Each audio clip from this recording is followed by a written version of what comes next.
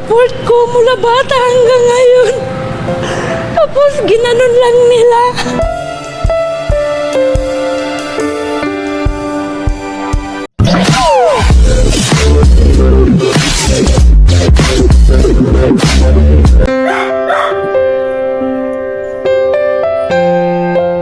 Welcome back to Philippine Celebrity Broadcast. Bumalot nga ng matinding kalungkutan ang pagkasawi ng dalawang basketballista ng Ateneo de Manila University matapos malunod sa isang team building activities sa Dipakulaw, Aurora, araw ng Lunes, June 8, 2026 na kung saan kinumpirma ng nasabing universidad ang nasabing insidente na kinilala ang mga nasawi na sina Rene Clark Baterbonia at Divine Adili. Marami nga ang nagtanong kung sino nga ba si Rene Clark Baterbonia. Siya ay isang 19 years old na basketball player at sariwa pa ang kanyang naging tagumpay bilang MVP sa palarong pambansa na nagbigay karangalan sa Davao at Agusan del Sur. Kamakailan lang ay nag-commit na ito para maglaro sa Ateneo Blue Eagles para sa kanyang nakatakdang pagpulihiyo. Si Rene ay isang napakagaling at napakahusay na kampiyon na may malaking potensyal bilang isang basketball player, ngunit sa isang iglap naglaho ang kanyang mga pangarap. Pumanaw nga si Rene Clark Baterbonia kasama ang teammate na si Divine Adili araw ng Lunes, June 8, 2026 na ayon sa official statement ng Ateneo de Manila University, nalunod ang dalawa habang isinasagawa ang team building activity nila sa Dipakulaw, Aurora. Samantala, agad na lumipad sa Maynila ang ina ng basketballistang si Rene Clark Baterbonia na labis ang hinagpis na humarap sa media na inalala na lang ang huling yakap ng anak. Para sa buong kwento, narito ating panoorin ang video. Narito ang video. Masakit. Sobrang support ko mula bata hanggang ngayon. Tapos ginanon lang nila. Kasi kung alam ko lang na may training sila na ganyan, ma'am, kahit mahirap kami, hindi ko yun ipapahamak yung anak ko talaga. Kaya ngayon, gusto ko ng justice talaga. Kung anong nangyari, bakit ganun ang nangyari sa anak ko? Alam naman nila mabigat yung linlagay nila sa paa o andin sa kamay. Tapos, pinaano pa nila sa dagat? Hindi na ba sila naawa? Tapos, ang dami nila. Ba't naman pumunta sila doon na walang dalang rescue, walang medic?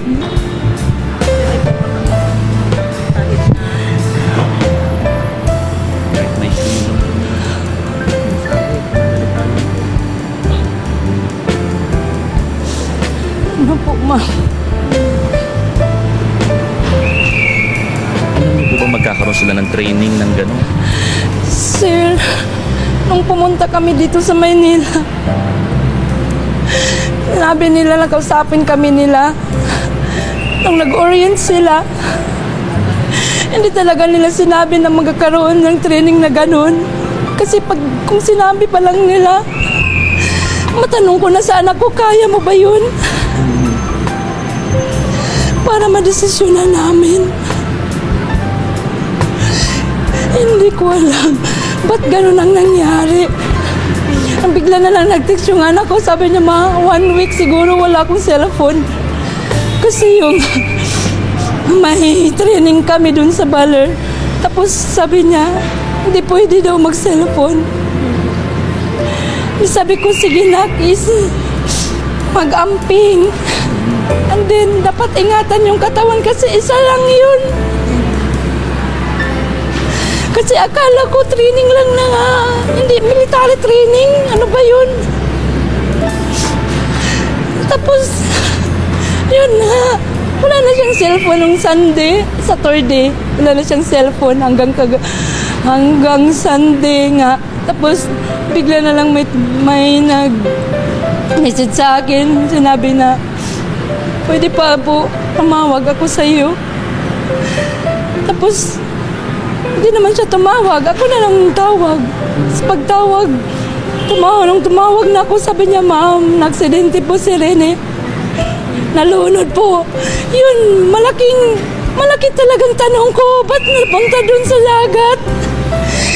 Kasi basketball naman yung anak ko, hindi naman swimming. Masakit. Sobrang support ko mula bata hanggang ngayon. Tapos ginanon lang nila. Kasi kung alam ko lang na may feeling sila na ganyan, ma'am, kahit mahirap kami, hindi ko yun ipapahamak yung anak ko talaga. Kaya ngayon, gusto ko ng justice talaga. Kung anong nangyari, bakit ganun ang nangyari sa anak ko? Alam naman nila mabigat yung linlagay nila sa paa o din sa kamay. Tapos, pinaano pa nila sa dagat. Hindi na ba sila naawa? Tapos, ang dami nila. Ba't naman pumunta sila doon na walang dalang rescue, walang medic? And then, yung anak ko, wala talaga akong tulog kasi naghintay ako kung saan na ba yung anak ko. Kahit isang picture, wala silang send sa akin. Wala man lang silang sabi, ma'am, ito na yung anak mo, nakukuha na namin sa dagat. Tapos, dadali na namin ito sa Maynila. Wala talaga. Wala silang sinasabi sa akin. Kaya yung tita niya, pinapunta na ni Sir Mark Cayetano. Kagabi pa lang, doon ako nakakita ng picture ng anak ko. Tapos, dami ng mga post. Pero, hindi pa talaga ako maniwala kasi hindi ko pa nakita yung anak ko na papatay na. Tapos, biniyahin nila yung anak ko. Hindi ba lang nila binihisan, walang damit, yung shirt basa. Tapos, wala pang staff na sumasama sa yung nagsundo sa kanila na punerarya yung official na trabahante sa punerarya lang tinanong ng tita niya nga, sino bang kasama nyo? Siya, kami lang, walang staff ba sa atin wala talaga. Tapos wala silang sa akin, yung sabi na, ma'am, ganyan talaga, ganyan. Wala. Post lang nila na ganyan na yung anak ko na wala na. Pero wala talaga sila binigay kahapon hanggang kagabi na picture na para ma-prove ko na anak ko ba talaga yun. Hanggang kanina palang umaga, nalaman ko na wala na talaga yung anak ko. Kaya iyak ako nang iyak. At nung narinig niya yung salita ko, parang umiiyak siya. Dami ng luha lumalabas sa mata niya. Isang saglit lang ang pangarap ng aking anak, winasak nila.